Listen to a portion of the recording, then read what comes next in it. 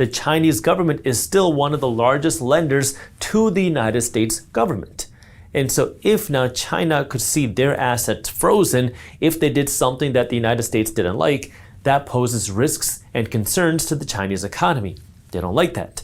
Reason number two is because there's a lot of power in being the world's reserve currency. What the world's reserve currency means, the United States dollar is the world's reserve currency, which means global trade happens in the United States dollar. If you want to go out and buy oil, most of the time you have to buy it in the United States dollar. Although just a few years ago, we started to see some countries starting to sell oil not in the United States dollar, but in the Chinese yuan. But what it means is that global trade is happening in the dollar. Countries are saving their money in the United States dollar. All that means is that there's more trust, more value, and more power in the United States dollar. This gives the United States government the ability to spend more money it doesn't have. This gives more ability for our Federal Reserve Bank to print more money.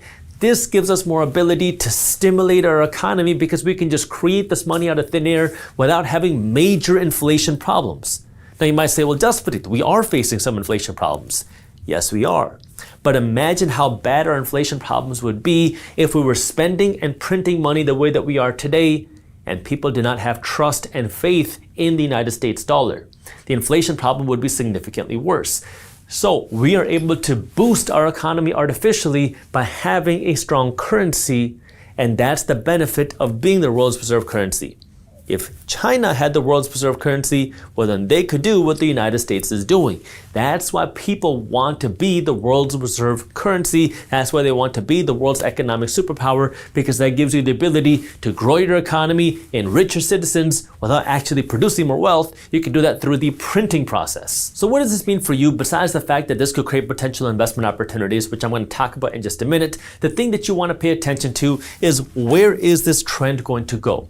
Is the United States going to continue printing money and spending money and creating concerns about the dollar? If so, we might continue to see these foreign reserves of the United States dollar continue to fall. If that happens, that means people are losing trust in the United States dollar globally. And if we continue to see this number rising, well, that can show you where the tide is moving over the coming years. Again, this isn't something that's going to happen overnight, but this is something that could happen over years and decades, which could create a change in the way that our government spends money. It could create a change in the way that your savings are valued, your paycheck is valued. So that's something you want to pay attention to.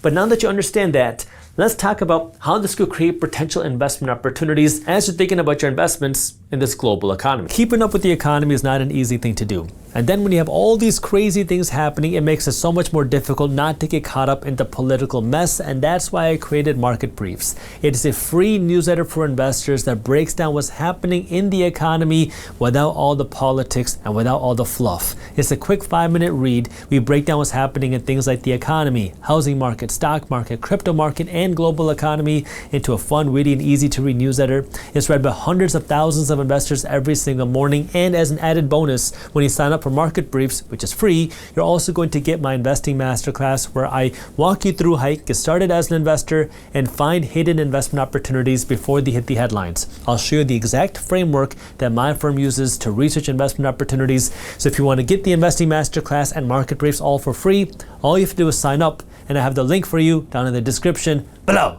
I can't tell you what to invest in because I'm not a financial advisor. I'm just a random guy on YouTube. Investing has risks. You're never guaranteed to make money when you invest. In fact, you will lose money at some point. So make sure you always do your own due diligence and never blindly trust a random guy on YouTube. Let me break this down into 3 different parts, starting with number 1. If you wanted to invest in the Chinese economy, if you believe that more money is going to grow into the Chinese economy. Here are a couple ETFs that will give you exposure to the Chinese economy. Again, I'm not telling you what to invest in. My goal is to help you start thinking like an investor. Number 1 is MCHI. This is an ETF that's going to give you broad exposure to the Chinese economy. This is going to give you broad exposure to large cap Chinese internet companies, banks, insurers, and industrials, pretty much all the major industries in the Chinese economy. Then there's FXI. This is another ETF that's going to give you exposure to the Chinese economy. This time it's going to be investing in the 50 largest Chinese companies that are listed in Hong Kong. So you could think of this as a way to get exposure to the blue chip companies in the Chinese economy. Maybe you're not so keen on China, but you want to invest into what the BRICS nations are doing because you hear what's going on with the BRICS and you say, you know what, that could create an investment opportunity. Well, there's a couple ways that you can play that. You can invest into individual companies. For example, EWZ is going to give you exposure to the B, Brazil. INDA is going to give you exposure to the I, the Indian economy. These are two country-specific ETFs that are going to give you exposure to those local economies. Or if you wanted to invest into the emerging markets, an ETF like VWO will give you exposure to that. VWO is giving exposure to many of the major BRICS economies. That's countries like China, India, Brazil, Saudi Arabia, UAE, and many others. So if you want to get exposure to those emerging markets, VWO can give you exposure to that. Or maybe you're saying, you know what, Jaspreet, I don't really want to invest into these different types of countries. I'm just concerned about how all of these changes are going to impact inflation. Well, one of the things that investors like to do when they're concerned about inflation is invest into hard assets. This would be things like physical gold. This could be things like real estate. Now, when you invest in these hard assets, it does take more time and work, but there's also ways to get exposure to different types of hard assets, specifically commodities, in the stock market. Let me go over a few different examples to help you start thinking like an investor. Number one, if you want to get exposure to gold, well, there are ETFs like GLD that are going to give you exposure to physical gold. If you want to get exposure to silver, there are ETFs like PSLV that are going to give you exposure to silver.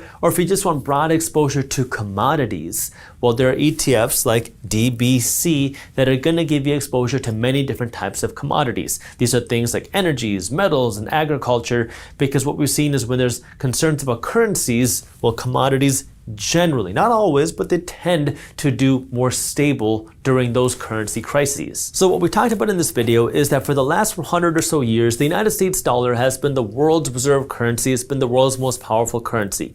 But what we're starting to see more and more happen today is that countries like China are speaking up saying that they want to replace the United States dollar. Before, years ago, it was kind of just this conspiracy thing that people would just kind of say in rumors and whispers, but now it's becoming larger and louder as the president of China is calling out the United States. They're calling out the current world order, and we're also starting to see the BRICS nations expand and more publicly state that they want to replace the United States dollar.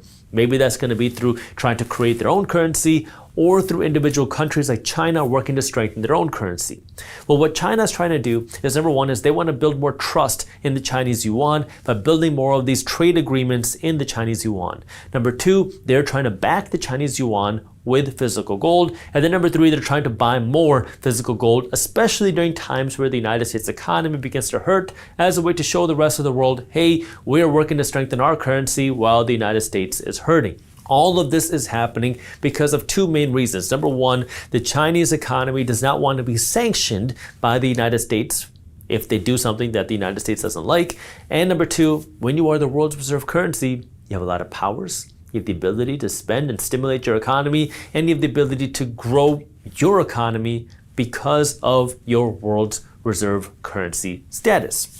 So these are the things that are happening. Again, this is not going to be a drastic one-night shift, but we're starting to see this trend happen. Over the past couple of decades, the foreign reserve holdings of the United States dollar have been falling.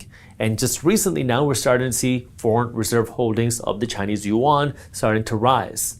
Now, the question is, what's going to happen 10 years from now? Because if we continue to see that trend happening, that could pose more concerns for the United States dollar, especially considering that the Chinese economy has been growing faster than the United States' economy. So the question isn't what's going to happen in 2026 or 2027. The question is, where are we going to be in 2035 or 2045, depending on how things pan out between now and then. Now, all this being said, how can this create potential investment opportunities? If you believe that there are concerns in the United States dollar, well, then this can create potential opportunities for growth elsewhere. If you enjoyed this clip and you want to continue your financial education journey, I have another video that I think you'll love. All you got to do is click that button right over there. And for those of you who want to stay up to date on the top finance and business news, you can join Market Briefs, my free financial newsletter, by clicking that button below. Thank you for watching, and I'll see you in the next one.